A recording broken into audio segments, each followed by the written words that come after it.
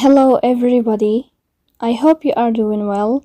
Today we will talk about how to invite people or public or friends to your video or to your community on the application of Rave.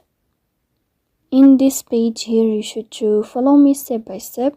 We will go to Rave as you see. Then in this page here you will wait a moment. After that you will click in the sign here of plus as you see and you will click. Here in this page you can choose any web you want to add it or any platform you want, for example YouTube or Prime or Netflix or anything you want here. For example, I will choose YouTube. Here you should wait a moment as you see. Then you can search about any YouTuber you want or any channel you want to watch it. For example, I will choose this.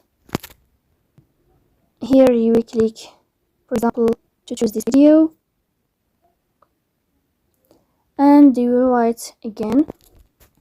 And here as you see, when you will start your video, you will click if you want here to invite only some people or invite friends only or nearby people, or you can choose here public. For example, I choose here to be this video as public as you see here.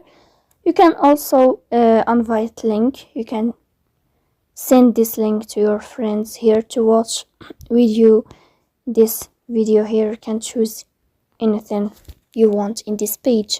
So that's all. That's how to invite your friends on the application of Rave as you see.